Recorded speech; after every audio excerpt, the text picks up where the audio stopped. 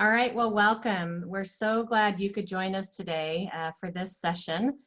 This session is part of a larger series offering mental health and suicide prevention information, support, and resources in response to the global pandemic. My name is Kelsey Schmitz, and I work for the University of Washington at the School Mental Health Assessment Research and Training Center, or SMART Center. And I'm the school mental health lead to the Northwest Mental Health Technology Transfer Center. Our center is located in Seattle. In response to the critical needs, a group of organizations based in the Northwest region quickly formed an alliance to join together and co-develop, co-deliver, co-sponsor, and co-brand. That's a lot of co's, but the idea is we wanted to reduce the noise and be working together instead of separately to support your professional learning needs. So we are bringing you this content as a group of organizations in an effort to bring together in one spot a wealth of information and access to school mental health experts. So our Northwest Mental Health Technology Transfer Center, as well as the University of Washington SMART Center, where our center is located, are partnering with Forefront Suicide Prevention Center, the Association of Washington School Principals, Dr. Jim and Liz Mazza, who created the DBT in Schools curriculum, Northwest Positive Behavioral Interventions and Supports Network, Sound Supports LLC, and Educator LLC, to bring you this Wellbeing series, to offer webinars for students, for families, and for educators focusing on mental wellness and suicide prevention. Today's session is part 2 of a 4-part series on educator wellness presented by Dr. Renee Van Norman. She's the owner and founder of Educator LLC. For this webinar, you will all be muted and your videos off for our time together, but you can use the Q&A feature to ask us anything about the webinar, the content, other supports and resources, or any technical problems that you might run into. So you can learn more about the rest of the Wellbeing series that I mentioned in the previous slide by visiting this website and checking out some of the other events that have been planned. If you have any other questions, you can reach out to my colleague, Megan Lucy. The guided notes for this session will be posted in the chat box, as well as the link for the recording. It takes us a couple days to edit and post the recording. You should have also received an email with a link to the guided notes and a link to where the materials will be posted. A post-event email will also go out and contain this same information. The Mental Health Technology Transfer Center network was funded by SAMHSA, which stands for Substance Abuse and Mental Health Services, in late 2018. The MHTTC network includes 10 regional centers, a National American Indian and Alaska Native Center, a National Hispanic and Latino Center, and a network coordinating office. We know many of you are joining us outside of our region, and we want you to know how you can access your regional center. You're always welcome to participate in any of the events that are offered by any center, and you can reach out to your regional center for more support. The Northwest Mental Health Technology Transfer Center supports the school mental health workforce in Alaska, Oregon, Washington, and Idaho. And this is how you can get in touch with our Region 10 center. This includes our website, our newsletter link, our social media accounts for a variety of ways you can connect with us. We do send out monthly newsletters as well as training and resource blasts, so please sign up to be in the know about what we're offering. And I think we're putting those links in the chat for you as well. Next slide. So before I hand it off to our co-host, I want to tell you quickly about the evaluation. These are required by our funders. It should just take you a couple of minutes to complete, and they are extremely valuable to our team and to our federal funder, so that these kinds of professional learning opportunities can continue to be offered at no cost. We use this information to inform, refine, and enhance our future events and activities. It helps us communicate the need for this support. Your evaluations are voluntary and they're anonymous. And again, we will end the webinar a few minutes early just to give you a couple minutes to fill those out. We really appreciate it. So at this point, I want to hand things off to Dr. Jessica Swain-Bradway, who's the Executive Director of Northwest PBIS Network, and she's going to introduce our speaker for today. Jessica, we are very grateful for your partnership and appreciate you co-hosting this webinar series with us.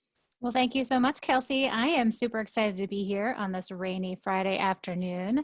So hello, everyone. Thank you for joining us today. I feel very lucky to have seen many of your names and faces on webinars this week. I'm the Executive Director for Northwest PBIS Network. We are a regional nonprofit, and we collaborate with lots of great groups in the area to provide all of you with high quality training and technical assistance, as well as resources to help you put your PBIS and MTSS frameworks into place sustainably. Not only do we get to work with this amazing group in collaboration recently, we also partner with OSPI, Oregon's Department of Education, the University of Oregon, the Nevada MTSS Project, as well as the California PBIS Coalition. I am very excited, really giggling inside, to introduce a dear friend of mine and colleague, Dr. Renee Van Norman. She is our presenter for today's webinar, Supporting Educator Wellbeing, Wellness Tips to Help You SOAR. Dr. Van Norman is the educator and founder from Educator LLC. She is curious, compassionate, she is tenacious, and she has a passion for supporting her fellow educators and entire school community. She has an expertise in special education, applied behavior analysis, early childhood and teacher preparation. And from her early career in a university setting, she realized that as important as teacher well-being is to our field, there was not a lot of attention being drawn to it at that time. And this really engaged Renee to turn her attention and tenacity to bring educators and folks in the education setting practical evidence-based strategies on how to develop our own well-being skills. Her work is conceptually solid, very practical, and we think you're going to both benefit from and enjoy today's webinar. Thank you for joining us, and I'm going to pass off to Dr. Van Norman. Thank you, Jessica, for that very kind introduction, and you really know how to fill one's bucket. Welcome, everyone, and I'm very inspired by you today for taking the time out of your busy schedules and spending some time on your own well-being. Supporting educator well-being, wellness tips to help you soar. I hope you find some resources today in our time together to help you soar in your well-being. I want to thank our sponsors, the Mental Health Technology Transfer Center Network and Northwest PBIS, for really taking the time out to bring you this series of educator well-being. It's so very important, especially in this time of the COVID-19 pandemic. I want to orient you to your materials. You were able to get some guided notes, and guided notes are really a way for you to have an opportunity to interact with the materials of this webinar. You can doodle, you can write questions, you can expand your thinking on a topic. Really take the time to reflect on the material that will be presented to you today.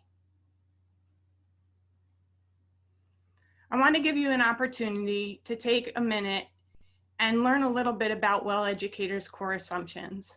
Core assumptions can't be proven, but they can give you an opportunity to believe in something and get behind them and really learn a little bit more about Well Educator. All educators are doing the best that they can, and there's always room for growth and development. Nurturing others begins by nurturing oneself. And I wanted you to take that to heart today. Nurturing others begins by nurturing oneself. And that's what today's presentation is built upon. Educators who model empathetic and compassionate nurturing behaviors can help students embrace these skills for themselves. An educator well-being enhanced most effectively through professional development with skills training and coaching and consultation firmly grounded in evidence-based is really what this presentation is built upon. So during our time together today, we're going to learn and practice 3 mindfulness exercises. We're going to identify infinite possibilities for wellness and potential barriers. And we'll identify supports to get unstuck and create lasting change. So I'm going to pop out of the video now so that we can really focus on the content.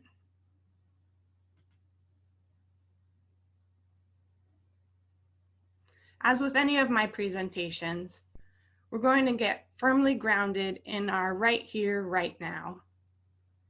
So I'd like you to take a moment and reflect on this statement. Right now, I will put aside my thoughts of, by, so I can. I'd like you to take a moment to complete this sentence for yourself. Right now, I will put aside my thoughts of, by, so I can. Let me provide a model for you. Right now, I'll put aside the thoughts of a clunky presentation, any anxiety I might be feeling, by taking deep breaths, speaking slowly, thinking these are just thoughts and letting them go by like leaves on a stream, so I can be authentic in my thoughts, words, and actions. So take time to complete that for yourself and just have a very nice, relaxed interaction.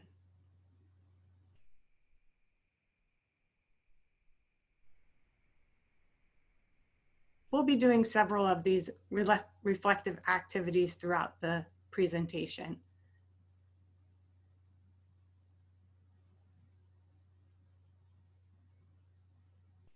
There's even room in your guided notes.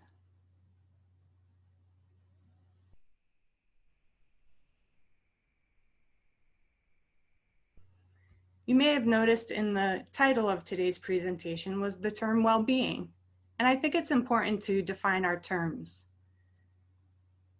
The World Health Organization defines well-being as a state in which the individual realizes his or her own abilities, can cope with normal stressors of life, can work productively and fruitfully, and is able to make a contribution to his or her own community. What this really boils down to is being effective in one's own environment. What I want to point out to you today is can cope with normal stressors of life. We're not under normal conditions right now. This pandemic is causing much more difficult stressors of life. And it's asking a lot of you educators to change up the way that you've been doing things, to maybe getting in touch with some of the things that you may have valued around education and really questioning things around what it is that got you into the business in the first place. So let's talk a little bit more about some of those stressors that might be typical stressors of an educator versus those that we might be facing today. Daniela Falecki, my mentor in teacher well-being, allowed me to use her infographic that really sums up typical stressors. Some of the typical stressors that educators face are rising in student demands and expectations, vulnerability due to accountability, lack of time in meeting administrative requirements, maybe some ineffective communications with parents. In 1968, Philip Jackson did a study and found that teachers made up to 1,500 decisions a day. I bet you that number is way bigger now with texting and emailing and all the communications that we're asked to do almost 24/7. These are typical stressors of educators. Now let's talk about stressors in COVID-19 with the changes and challenges. Educators are asked about how we teach, how we plan. There's differences now of how we connect with students and families, colleagues and administration, how we're monitoring attendance and how we measure learning. There's differences in how we're connecting. We're asked to do this under different circumstances, under stressors that we've never faced before. We need compassion and self-compassion. These stressors probably make our shoulders rise to our ears, our heart rate gets faster, our breathing is shallow, and it may lead to interactions with our computers that look something like this. I know I had a few of those in preparation for this webinar. So that leads us to our first mindful activity. Because I don't know about you, but talking about all of these stressors led to a little bit of an increased heart rate, a little bit of a tensing of my body, and this picture alone is leading to a little bit of stress. So let's bring us to our first mindful activity, and it's going to be a breathing activity.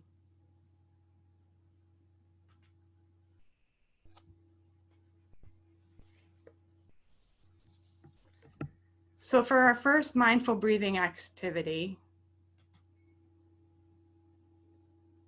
we're going to breathe in something that you desire and something that you want right here, right now, in this moment. And breathe out something that is no longer serving you, that you no longer need or desire in your life. For example, breathe in peace and breathe out stress or tension.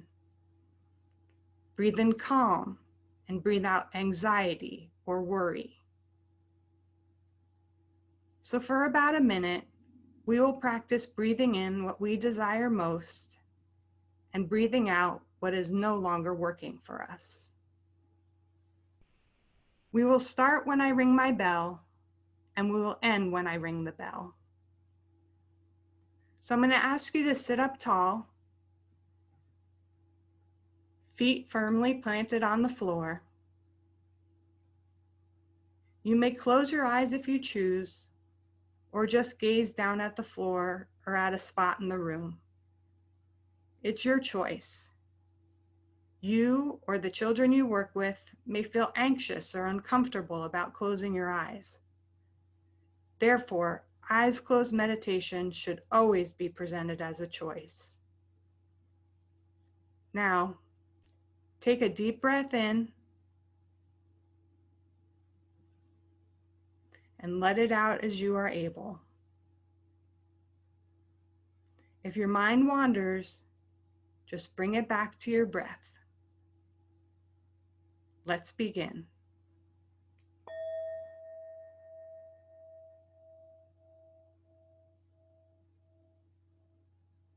Breathing in something you desire. Breathing out something that is no longer serving you.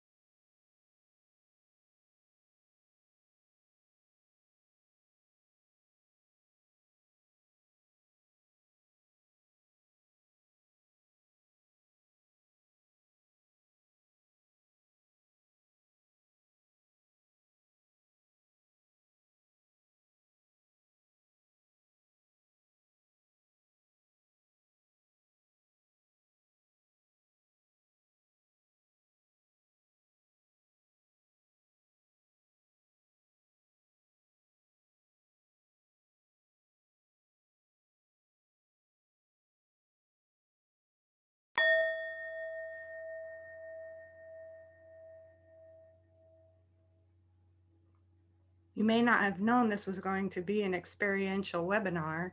I hope you were able to take advantage of that time to just take a deep breath in and a deep breath out.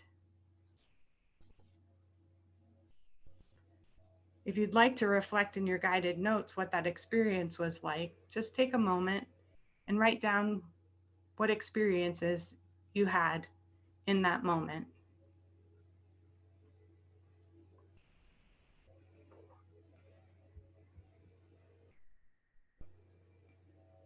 Today's focus is on individual resilience. You have a well of resilience within you, and we're going to talk about ways to tap into that resilience. I have a message for you. Educators, you've got this. You've got the determination, self-worth, and kindness, and that's what makes you resilient. You're able to cope with adversity and push through challenges in the pursuit of opportunities. While resilience helps us recover from loss and trauma, what you might be feeling right now in the face of this pandemic, it offers much more than that. True resilience fosters well-being, an underlying sense of happiness, love, and peace. What you hope, and I hope, we feel on the other end of this pandemic. And this is from Resilient, How to Grow an Unshakable Core of Calm, Strength, and Happiness, from Rick Hansen. A good friend of mine reminded me the other day when I was in some high emotion, reminded me that if I did something for my mind, body, and being every day, I was having a good day. So that's my gift to you. If you're to do something for your mind, body, and being just once every day, you're having a good day. I'm going to share a lot of tips with you today. And if you can come away with something for your mind, body, and being, just something that you can do for yourself each day, that's a successful day. So that brings us to our title, S.O.A.R. What does that mean? Well, when I was in high intensity emotion and I needed to come up with a way to remember the good things that I was taught over the years, I needed an acronym to help me remember. And so I came up with this one.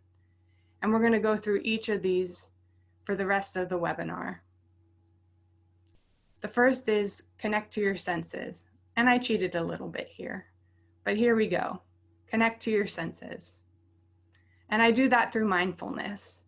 And mindfulness is a buzzword these days, but it really is a way to connect to your senses with full awareness. There's a lot of different definitions of mindfulness out there, and you'll find one that connects to you. This one is from Mark Coleman. And Mark Coleman says that mindfulness is an awareness of our inner and outer experience with an attitude of curiosity and care in order to develop wisdom and understanding. And it was the curiosity that stood out for me in his definition. So let's watch a video by Happify to really understand the superpower that is mindfulness.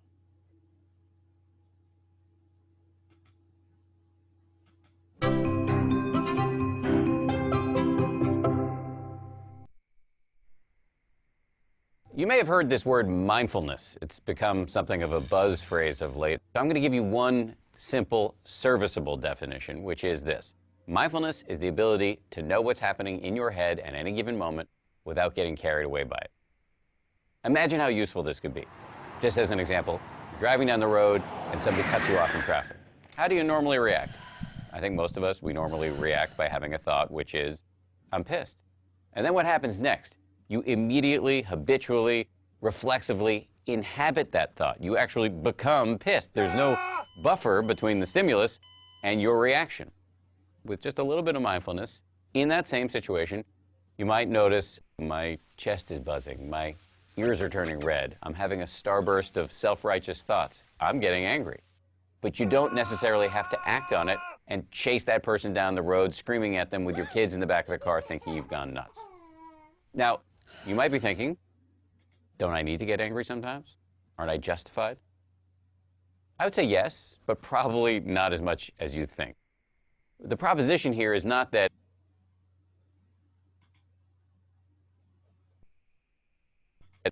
you should be rendered by mindfulness into some lifeless, non-judgmental blob. The proposition is that you should learn how to respond wisely to things that happen to you. I'm going to give you one simple, serviceable definition, which is this.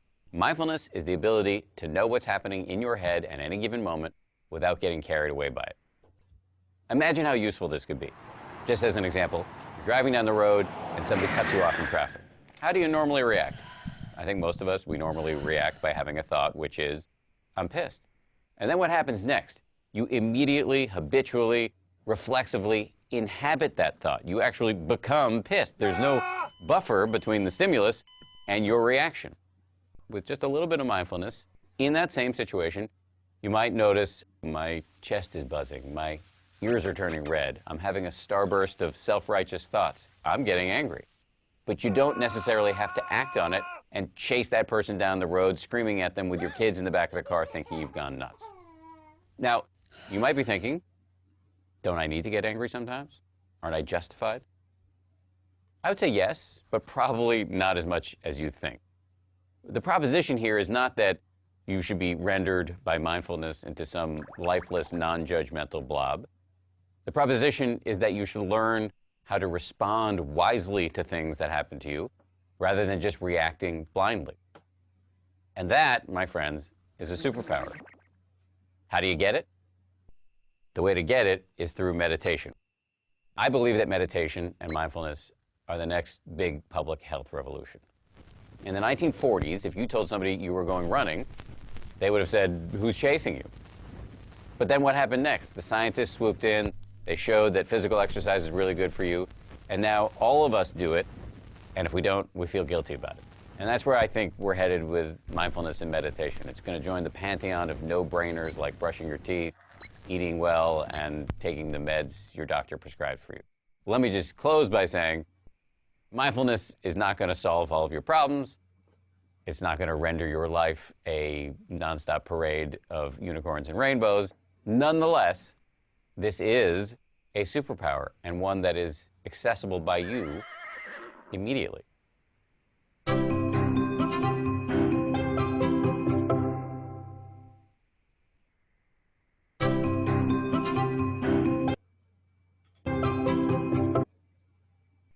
Well, clearly I was having a little bit of an issue with the video there, and I apologies.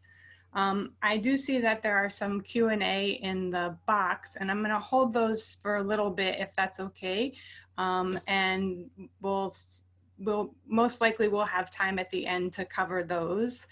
I want to keep going and make sure that I get into the additional video that we have time for towards the end. So I'm not ignoring those questions, but I want to make sure that we get to the video towards the end. So as the video talked about, and as we are connecting to our senses, Marsha Linehan, the founder and creator of dialectical behavior therapy, talks about getting into your senses as becoming an observer. And this I think about as becoming an observer as if you're a toddler seeing things for the very first time. She talks about noticing body sensations coming in through your senses. She talks about controlling your attention, but not what you see, and pushing away nothing and clinging to nothing. She talks about practicing wordless watching. So you're not describing what you're seeing. You're not putting words to what you're seeing. You're just using your senses of sight and using your senses, all 5 senses, and just taking in your surroundings and observing both inside and outside of yourself. So what sensations are you feeling within your body, and what are you taking in from the outside? So that's really connecting to your senses. And connecting to your senses during times of heightened anxiety, when you're feeling overwhelmed, those are times that are really important to ground yourself and really become one into your body. So with wonder and curiosity, we're going to move into our second mindfulness exercise. And I'm asking that you participate to the extent that you feel comfortable, and really lean in and participate as you feel that you can. And this is our 5 senses meditation. So we're going to really engage all 5 senses that you are able. And I'll walk you through this meditation just as I did the last one.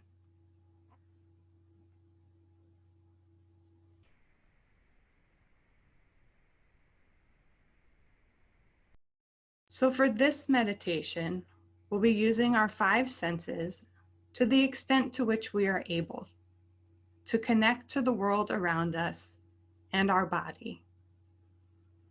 If you don't have access to a particular sense, then feel free to skip that prompt or repeat a previous prompt. Make it effective for you to the extent that you are willing. Follow along as I guide you through this brief connecting to your senses meditation. Get yourself in a comfortable position, whatever that means for you, either seated or lying down. Take a few deep breaths, maybe in through the nose initially, and then out through the mouth. With each exhalation, allow your body to soften a bit more. Allow your body to settle into its natural rhythm of breathing.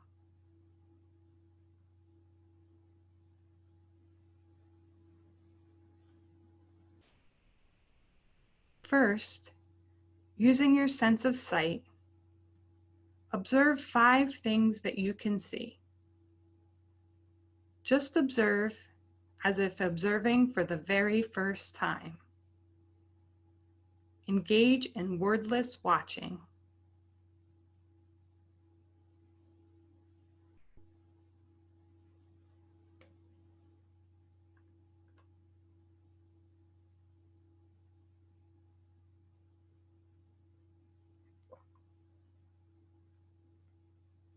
Next, 4 things that you can hear.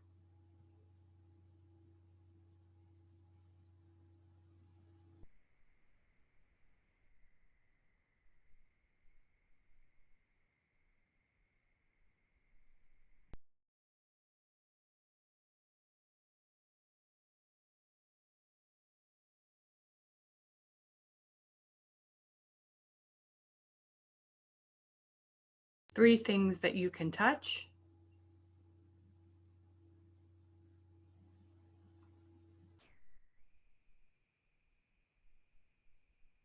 2 things that you can smell.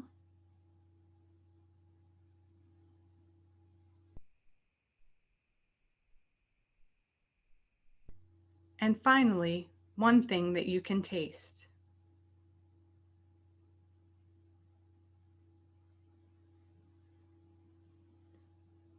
This is an excellent grounding exercise that can really help when things feel like they're spinning out of control.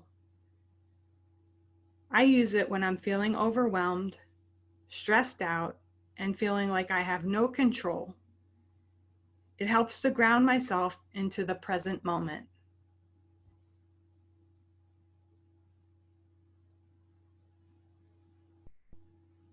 It's really important that when we're establishing new practices, that we build them into our routine.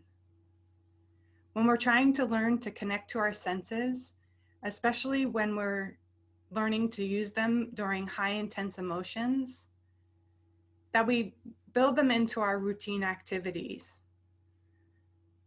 One way to do this is when we're on breaks, to try the 5 senses meditation. When we're taking a break from work, we can build them into our routine. We can do mindful walking. So when we're walking around and taking our break from just doing our work, taking a walk out in nature, we can use our 5 senses or just pick one. Do wordless walking. How about mindful eating? Be that toddler, tasting those items for the very first time, or brushing our teeth, or tasting our tea. How about playing with a pet, as if we're a toddler doing that for the very first time? This is connecting to our senses and building that into our routines. If we do it while we're doing that in our routines, we're more likely to do it when we're in high stress situations. This brings us to O, open up to possibilities. This is the willingness, even in the face of difficult emotions. We open up to possibilities. We bring those difficult emotions along with us for the ride. Daniela Filecki says, consider all the possibilities today. Forget if the glass is half full or half empty. You are holding the jug doing the pouring. The jug is the world of resources available, ready, and waiting for you to use. What resources will you access today? You have those resources. It may not feel like it sometimes, but you have a well of resources. We have difficult emotions that might get in the way. And we're going to talk about ways to open up to those possibilities and really move past them and take them along with us for the ride. Remember, we talked about doing something for your mind, body, and being. There's infinite possibilities of what we can do for our wellness. Here's just a few. For our mind, we could do a puzzle. We can do a hobby. We can create. For our body, we could go for a walk or a run. These are nothing new for you. Maybe we could do jumping jacks on a commercial break. Some days for the body, maybe just taking a shower is all we can do. For the being, we can open our heart to some self-compassion. We can affirm this too shall pass. And maybe just pulling the covers over our head for a few hours is taking a brief vacation. But you might say to me, Renee, taking care of myself is sometimes the last thing on my to-do list because stress gets in the way. Stress gets in the way of me taking care of myself because I'm busy taking care of others. Remember that assumption that we talked about earlier, nurturing self before we nurture others? It's really important. We can't nurture others if we're not nurturing ourselves. So let's talk a little bit about barriers and opening up to possibilities and willingness. But first, let's talk about another mindfulness activity that we can do when we get overwhelmed and stress gets in the way.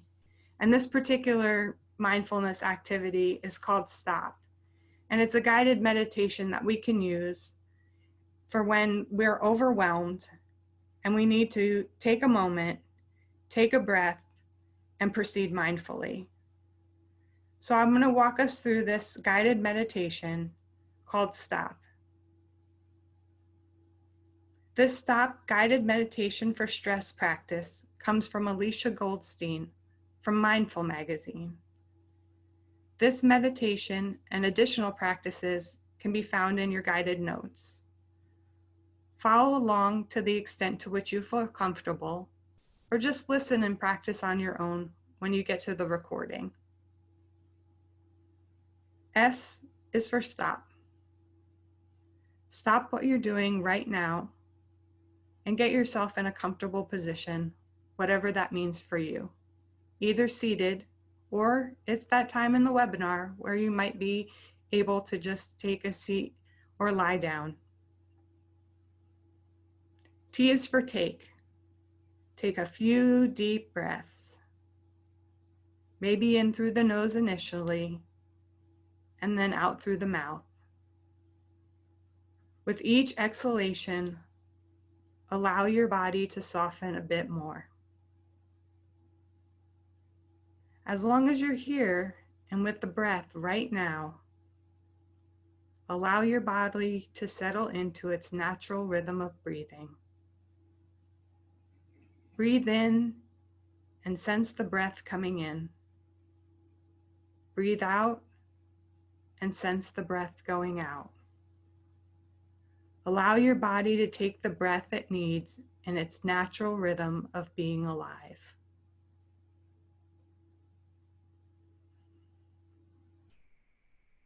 O is for observe. Begin to observe your body, noticing if there's any tension or tightness anywhere, including the face. If you do not notice any of that, just allow it to soften, or just mindfully adjust your body as it feels like it needs to. Be aware how you're feeling emotionally right now. If there's a sense of calm or ease, maybe some restlessness or irritation, or maybe even sadness. Or you could be feeling neutral. Whatever's there, see if you can be aware of it and notice how it feels physically in the body. Continue to observe your physically and emotionally in this moment, just letting things be. Be aware of and observe your mind right now, noticing if it seems distracted or cluttered, or if it seems like it's settling into being here, right now. Either way, it's okay. The O of observe is just to allow it to be aware of our experience in the moment, physically, emotionally, and mentally. The moment we notice that our mind is off is a moment we're present. Settle in, be aware of the fullness of your experience, physically, emotionally, and mentally, and just let be. P is for proceed. Proceed is just dropping the question of, what's most important for me to pay attention to right now? Or what am I needing right now? Allow whatever answer there is to simply percolate and arise. Proceed, that is this next moment. Always remember to acknowledge yourself for taking this time. This is a great act of self-care. Take the final moment to acknowledge yourself for taking this time. This is an excellent meditation to use when you begin to feel overwhelmed. When you connect to your senses and feel this tightening of the chest, perhaps some ringing in the ears or shortness of breath, just stop, breathe, observe, then proceed. And when willfulness shows up, when you want to do that self-care activity but stress gets in the way, try this stop meditation and proceed mindfully.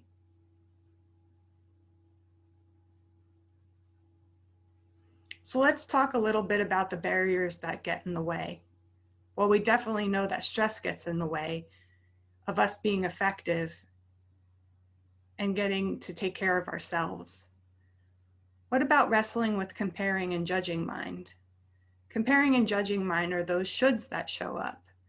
I should be doing this, I should be doing that, instead of taking care of ourselves. And big feelings mind, like shame and sadness and fear, they can all get in the way. And we're going to talk about ways to take those along with us for the ride and still take care of ourselves. And unrealistic expectations from self and others. When we pile on that work and we want to be perfect at it when there is no such thing, that's when we have those unrealistic expectations and we put self-care at the bottom of the list. My hero, Mr. Rogers, knows a little bit something about feelings. And I'm going to read this quote to you because it's so very important and pertinent to opening up to possibilities. There are no should or should not when it comes to having feelings. They're part of who we are, and their origins are beyond our control. When we can believe that, we may find it easier to make constructive choices about what we do with those feelings. He knew a little bit of something about feelings, that's for sure. I'm sure some of you saw this going around on Facebook and Instagram, and I talked to Brandy, and she allowed me to use it in this presentation. And in the face of this pandemic, I think it's right to look at what's in and out of our control. And what's in our control are our actions and our behaviors. And what's out of our control are other people's actions and behaviors. And I was preparing for this presentation, I found a video that really summed up the connecting to our senses and our opening up to possibilities and the rest of the presentation. And I want to share that with you today. And this comes from Dr. Harris's Face COVID. And he really does a nice job of bringing in another acronym. And I'm sorry if this is a faux pas of bringing an acronym within an acronym, but I really wanted to share this with you today because it really amplifies the acronym that I brought in for you today.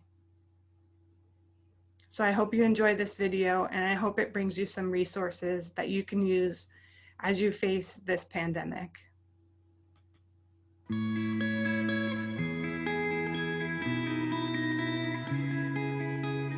When we face a crisis of any sort, fear and anxiety are inevitable. They are normal, natural responses to any challenging situation infused with danger and uncertainty. Face COVID is a set of practical steps for dealing with such situations. F is for focus on what's in your control. You can't control what happens in the future. You can't control coronavirus itself or the world economy or what other people do, and you can't magically control your thoughts and feelings. Fear, anxiety, and worry are inevitable. But you can control what you do here and now. So let's focus on that.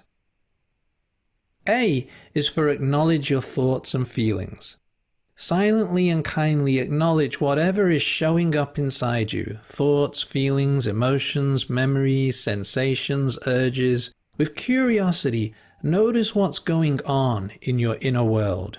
You might say to yourself, I am noticing feelings of anxiety, or I'm having thoughts about getting sick, or I'm having feelings of loneliness.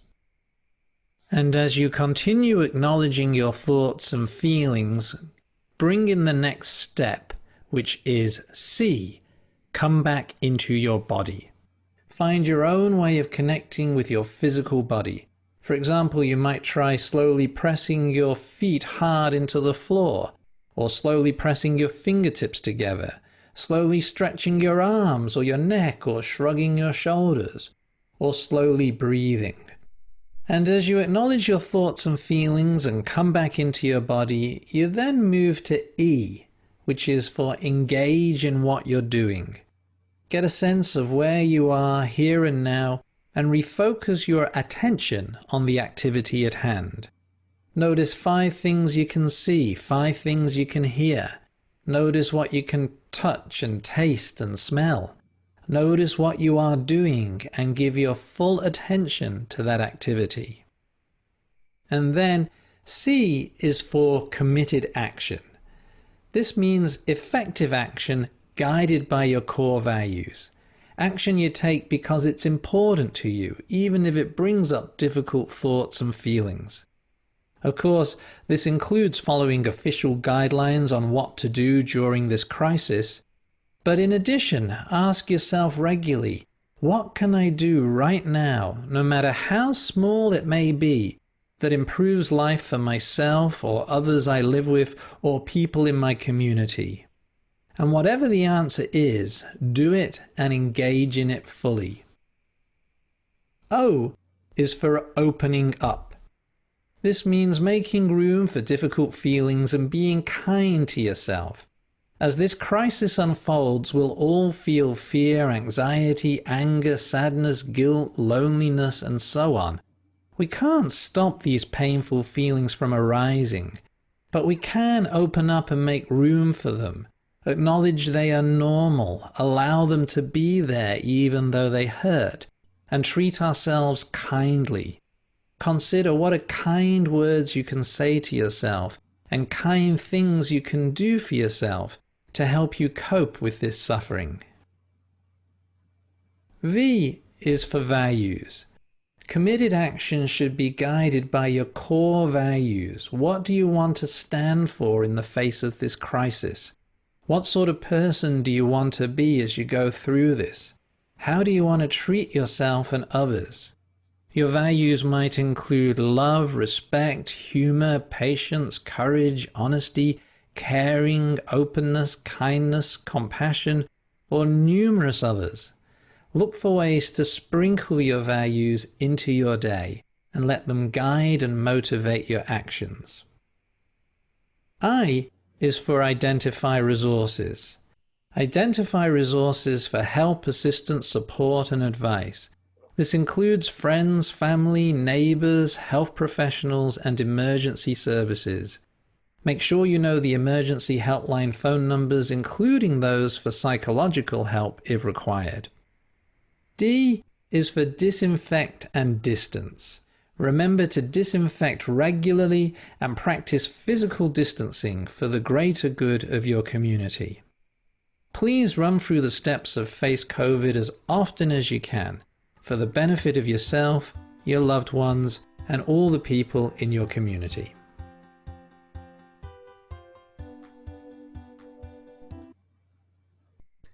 So I included this video because it aligned very nicely with the connecting to your senses, as well as the rest of the presentation today. I'm going to take a pause here and take a look at some of the questions that have popped up. Let's see. How do I access the interactive online journal? I'm not sure which journal that you're referring to. If you give me more information, I can maybe help answer that question. There are resources on the resources in the guided notes. Perhaps that's what you're referring to, Andrea. Julie, any difference between mouth breathing and nose breathing? The way I was taught, and I don't know what the research is behind that, but the way that I was taught is that breathing in through the nose and out through the mouth is very beneficial. So taking a long breathing in through the nose and out through the mouth with a longer exhalation through the mouth is very helpful and does calm the nervous system down more so than just breathing through the nose alone. So I'd have to get back to you on any other research on that exactly, but that is how I was taught and that's what works for me. So breathing in through the nose and a longer exhalation through the mouth is what calms the nervous system down. And there's many different types of breathing techniques out there that you can look up. There's one called 4-square breathing, where you breathe in for the count of 4, hold for the count of 4, breathe out for the count of 4, and hold for the count of 4. So that's helpful. Erin asked, how is the body and being different? Do you separate definitions of these two areas? Actually, I do. How is the body and being different? So you can think of the being as the heart.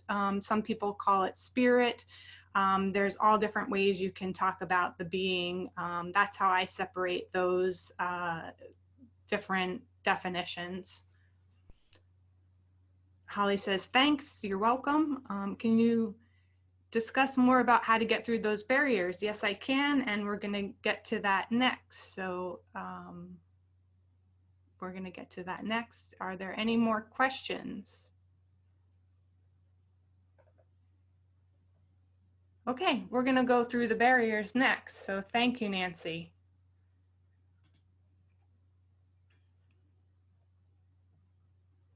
So opening up to possibilities. We talked, and Dr. Harris talked about connecting to your values as one way to bring along some of those negative emotions with you, recognizing them, accepting that they are happening, and moving towards your values and committed action. And so opening up to possibilities is really changing your perspective and really changing the way in which you're talking about things. So changing your language. And we often talk about kicking our butts. So rather than saying, I can do this, but I can't do this, we talk about and. So we get curious and we say, is it possible that I can be overwhelmed and also interact with loving kindness because that is what I value? So we add that language of and.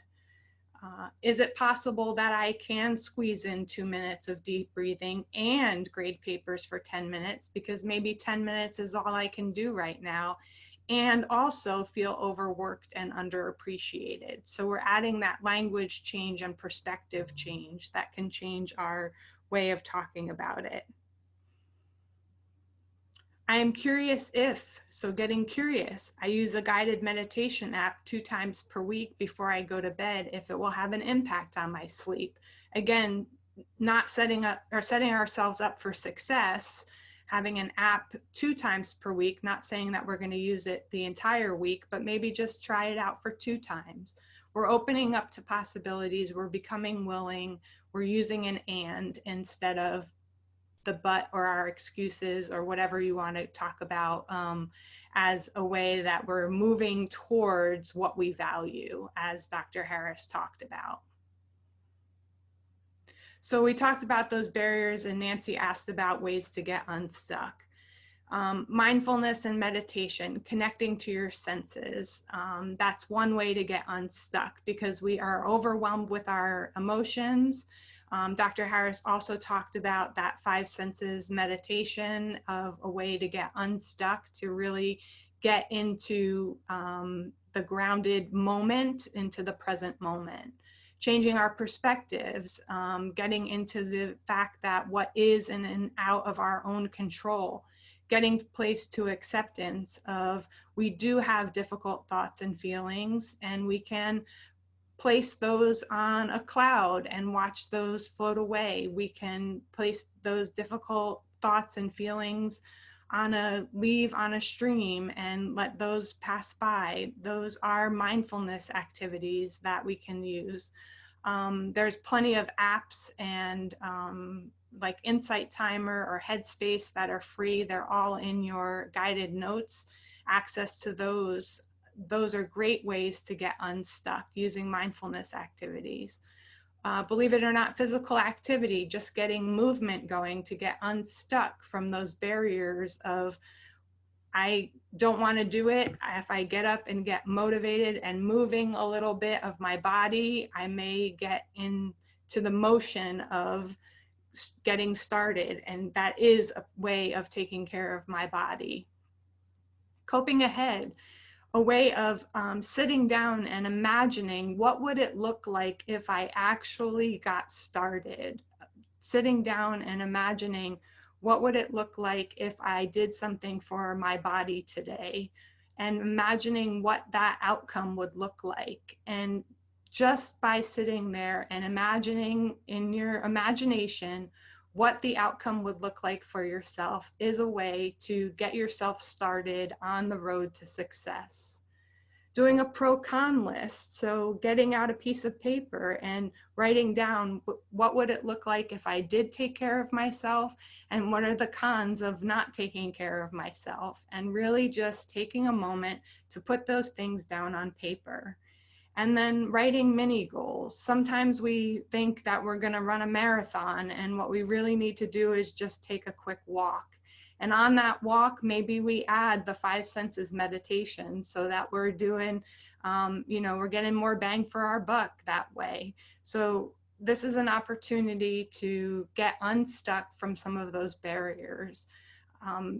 It's difficult, and I recognize that, but there are times when we can change our language and change the way in which we approach things to get unstuck and take those difficult feelings and those difficult emotions with us for the ride.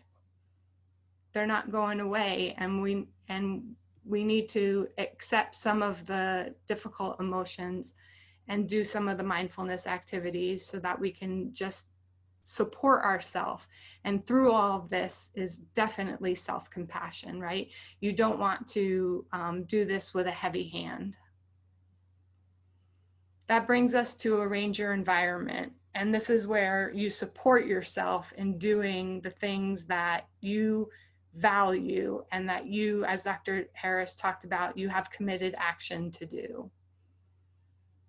I don't know about you, but when I feel cluttered on the inside, I need to clear clutter on the outside, and that will help me feel a little bit better on the inside. So I arrange my environment to help me arrange the environment that I want on the inside.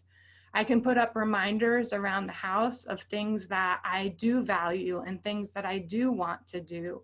So if I want to do something for my mind and I want to start journaling, maybe I put up a reminder about writing down one thing in my journal that I wanted to put in the journal. Maybe I'm not writing paragraphs and paragraphs. Maybe it's just one sentence. Maybe it's something like, what was my happiest moment for that day? Or what is one gratitude for the day? I ask for help. I need an accountability partner. I ask friends for help. We really need to take the shame out of asking for help. Set up materials ahead of time. I know for myself, when I can set up my materials in a way that makes it easier in the morning to get started on any kind of activity, whether it be something for my mind, body, or being, whether I put out my sneakers right in front of the door so that I know that I'm going for a walk in the morning, that will be setting up the materials ahead of time so that I don't have to think about it. They're just there and I'm ready to go. Putting up motivators and inspirational signs that remind me that I'm arranging my environment to support me in doing something for my own well-being. Especially during these times when I'm so stressed out, I need more of these motivators and inspirational signs and inspirational messages for myself. Arranging your environment for support. So going on our examples from earlier, I'll put up reminders in my workspace of kind words and encouraging statements to remind me I can interact with kindness when I'm overwhelmed, because that is what I value. I'll use the alarm on my phone to remind me to do 2 minutes of deep breathing and 10 minutes of grading, because that's all I can handle. And I'll use my favorite song as the ringtone to pair it with something pleasant. Or I'll download a free app like Insight Timer or Headspace and listen to the guided meditation 2 times per week and see if I sleep better. Remember before I was talking about getting curious? This is a great time to get curious about how you can arrange your environment to support you in setting up your workspace or your area in your home to support you in supporting your own well-being. Whatever it is, you'll need to find your own flow. The ideas that I share with you may not work for you. The ideas that work for your friend may not work for you. It's important to find your own flow and how to arrange your environment to support your own well-being. That comes to reinforce. Whatever you need to do to put around your house to reinforce that you're doing a good job, that you're doing the right thing, no matter what you're doing for your mind, body, and being every day, is good enough for you. So some ideas. You want to celebrate the small successes. You want to remember your passions. It may be very difficult right now because you're teaching in a different way, but remembering why you got into this business in the first place and remembering why you are doing what you're doing for your students and for your own well-being is very important. Dr. Harris talked about getting in touch with your values. Now's a good time to take a look at that. And that's a great place to start in a journal. That's a great place to start in having conversations with your colleagues. Connect with others and share your successes. Don't hold them back. Talk to each other. Talk about how you're being successful and what it is you're doing. And it's those small successes. Again, it's not the big things. It's not the big outcomes. It's the small successes. Write out gratitude lists and share them with others. I'm sure you've heard some of these things. The research is bearing out that the magic is in sharing those gratitude lists with others. So text a friend at the end of the day 3 things that you're grateful for, and maybe they'll share back 3 things they're grateful for. Spread kindness. The research is showing that sending out kindness to others has the same effect as getting kindness spread back to you.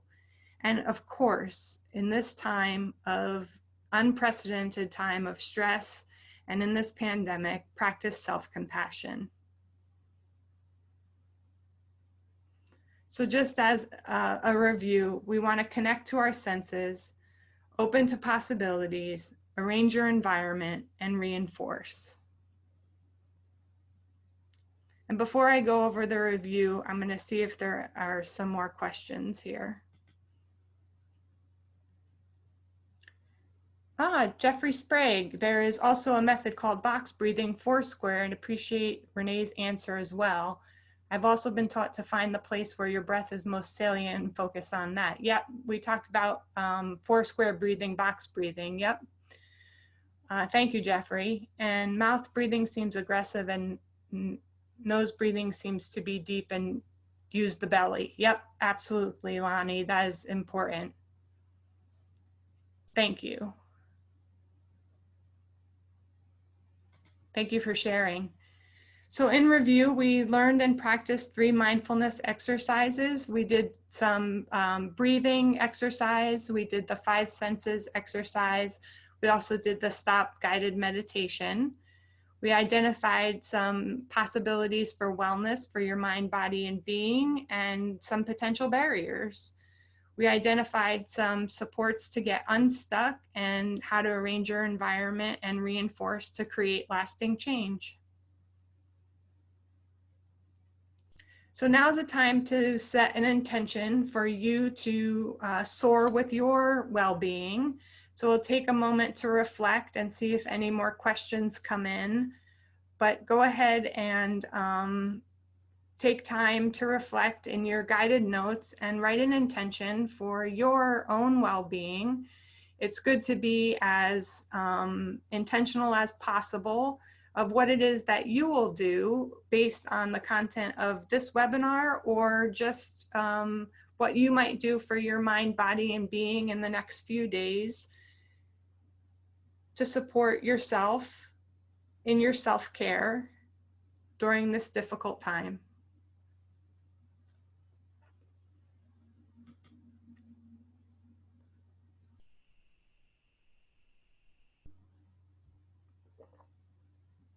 The more specific you are, the more likely you are to follow through.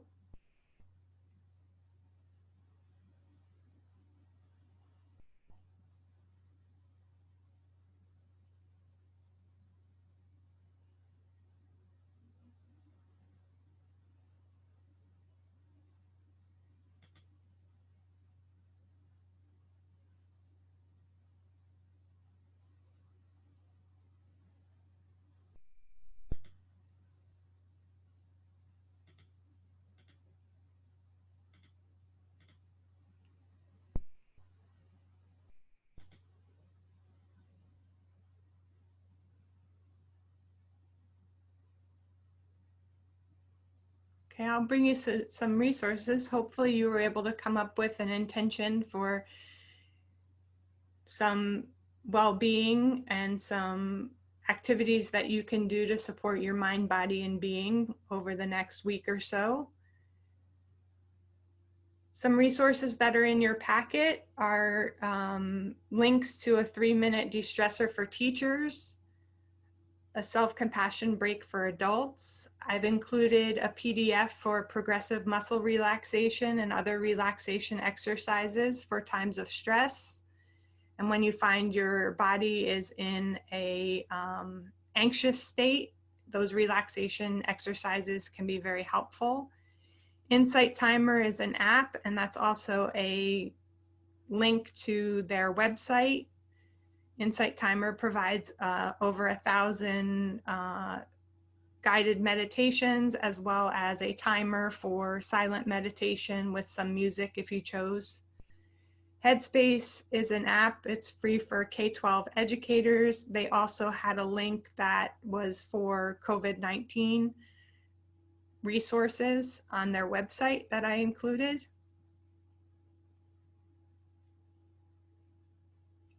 And I included a number of other resources in your guided notes, including the free mindfulness resources for Calm during COVID outbreak for the Mindful magazine. That includes the stop meditation that we did today.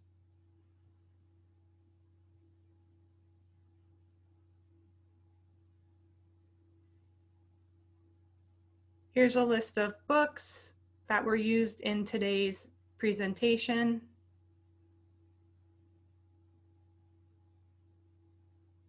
Also found in your resource guide and guided notes.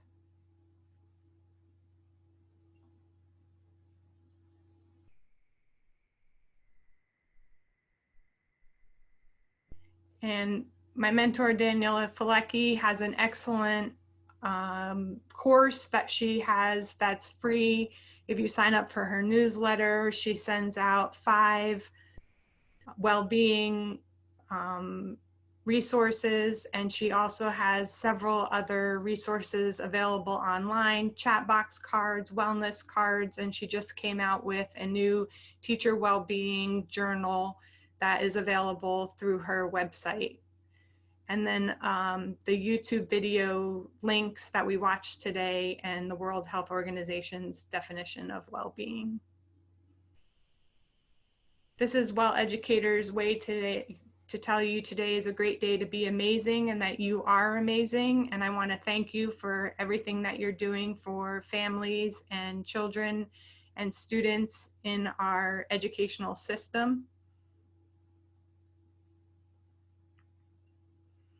As with much gratitude that I am here with you today. If you have any questions, you can reach me at renee@welleducator.com or check me out on my website. I think I'll turn it over to Kelsey now to see if she had anything to add. No, I just want to say thank you very much, Renee. I hadn't thought about this when we scheduled this webinar, but what a gift for you to offer this on a Friday afternoon, as hopefully most of us are able to go pretty quickly into the weekend. I know it was a huge benefit for me to kind of decompress from the week and move into the weekend. So huge thanks to you again. I want to remind people that we've got 2 more of these sessions coming up with Renee, and Megan's going to put that in the chat box. 2 more educator wellness webinars. Again, they're all recorded and posted in the link that Megan shared. And also this is part of our larger well-being series. We just added a series for school leaders. We just added a series on grief during COVID. All these things are free and you're all welcome to join us.